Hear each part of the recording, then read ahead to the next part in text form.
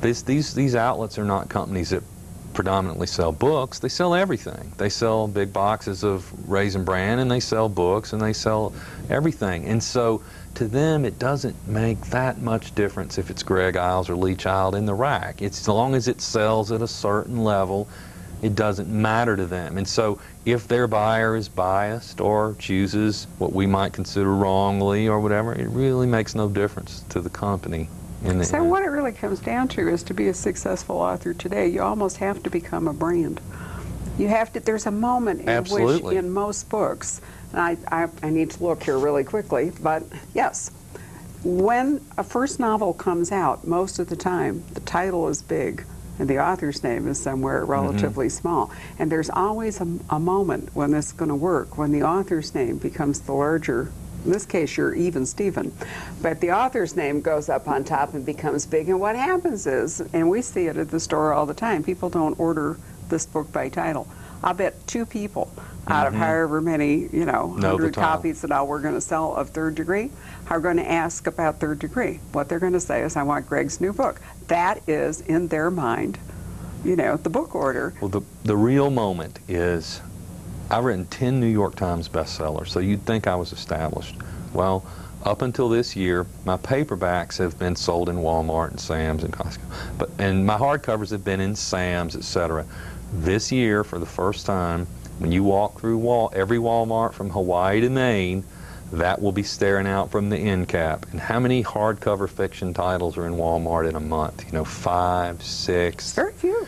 And so that is sort of the moment where you truly become a brand.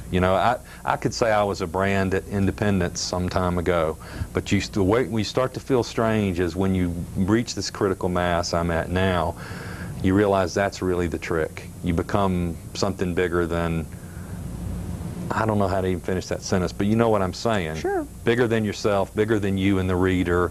It's big business. It takes on a life of its own, and of course then you develop an interesting wrinkle, which you're a long way from, which is that if you become a literary franchise, increasingly with authors who are aging and franchisable comes the successor question about, whether the estate or whether the author is going to license books and all the rest.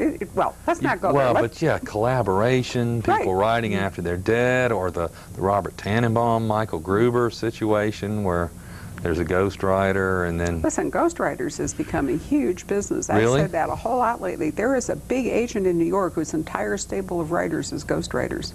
And Robert Harris's new book, Ghost, is all about a ghostwriter hired to do the work. I've read about it, but I haven't read it yet. Let me tell you what, it is a really neat book. Okay. I'm not always in sync with him, but he has got some extremely snide things to say about how publishing works at the moment, but a lot to say about this new and interesting, only it isn't new, it's always been true, but this more visible career of ghostwriting. Well, I was actually contacted by one of those agencies you mentioned, and they said, these are what the opportunities are, and I just wrote back and said, that's not what I do. There's a lot of money in it. We had Michael Robotham, a really wonderful writer from Australia, who's now written a couple of very good books, and his first 6 published books were all ghostwritten, and he is not allowed by contract to reveal which 6 books, he wrote. So he looked like a book virgin when his first book came out, but he was actually moving in there. Well, I find a phrase today that I thought was kind of interesting, saying that, you've become like a watchword or the master of the Southern Gothic, and yet we've just had this conversation about Spandau Phoenix and Black Cross. So, how did you manage to get from Germany to your Natchez upbringing and start writing about the South? I knew it was always what I wanted to do. They say write what you know. I started by not writing what I knew, and that was a good education. But I knew if I did one more after Black Cross, I'd be the next Jack Higgins. They wouldn't let me write anything else. The great irony in my career is that Black Cross, which I really think is the best book and should have been a runaway bestseller. I'd written the first book was a bestseller. They did the world's worst jacket I've ever seen on the mass market of Black Cross, and that's the only book that wasn't a bestseller, and it was my best. When that happened, I thought, okay, to me this is a tragedy, but here's my moment. Since it didn't work, I can do what I want. And I turned around and I wrote Mortal Fear, and I just said, this is what I've done.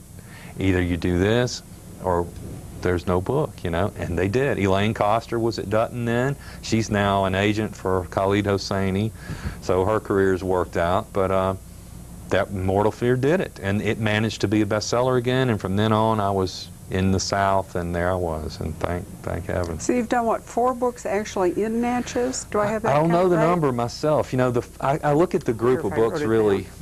Mississippi Delta on Mortal Fear, then Quiet Game put me firmly in Natchez. 24 Hours I went up to Jackson, but then Turning Angel, Blood Memory, I've tried to stay in Natchez. Now with this book, I finally said, you know, Natchez used to be my biggest fans. Now they don't love me so much. I've started telling the truth about too much. This would have been way too dangerous a book to set in Natchez. Yeah, Everybody would have sat around and wondered who it was They do that about. anyway. I've learned it doesn't matter what I do. It's a blood sport in Natchez. People sit back, and I've even had people brag to be the villains in my book. You'd think they'd be afraid to. I've had, I won't say who, but I've had judges brag that they were just the terrible, evil judge in The Quiet Game, you know? It's I'd funny. hate to be a doctor in your sights. Yeah, I'm pretty hard on doctors, which is ironic since my dad is an old-time physician who I love, and I've really sort of lionized him as the Tom Cage character in my books. But I tend to be pretty hard on modern medicine because I think it's, in a lot of ways, it's changed for the worse. Just like the book business has changed for the worse. It's a lot about the money and technology, and not so much about the kind of medicine my dad practiced, which is talking to people, spending an hour if you have to, maybe even when you don't have to, you know? It's the sort of institutional or conglomerate element. I just bought a really interesting first novel for one of our book clubs by a doctor in New Jersey, Ruth Weisberger, and it's called The Cure for Remembering.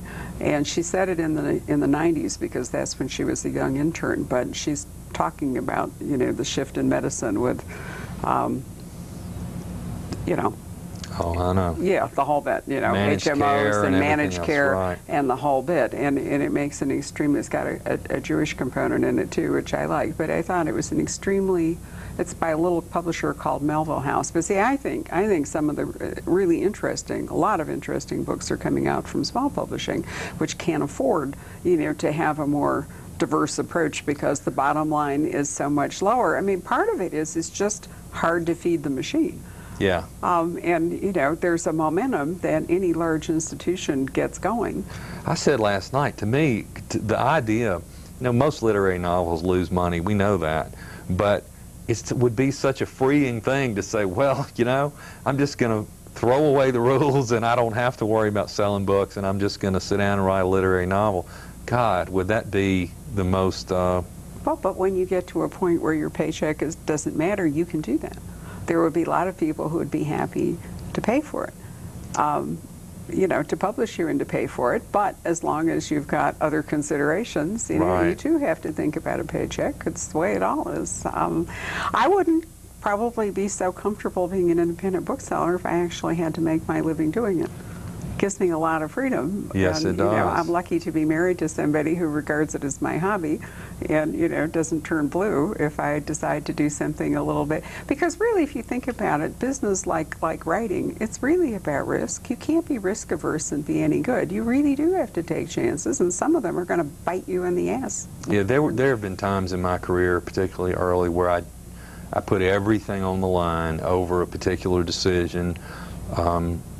Whether it was an editorial decision or a career decision, or I went completely against the house and just said I'll risk my whole deal. So while on one hand I have made concessions to sell books, on the other hand I've been willing to just throw it all away if I had to do what I wanted to do. So you're right, can't be risk averse. And you're young. You've got a lot of productive years. Well, you do. You started young, a lot younger than many authors. If you were 28, and, you know, you've been going at it now for a while, but you've certainly got a long way to go. So I hope so. You know, your career can change. Now, let me ask you this: because you were a writer, do you think, you know, that helped you a lot in terms of rhythms in your sentences and, you know, all that? Or am I being too literary? You mean being a musician? Yeah.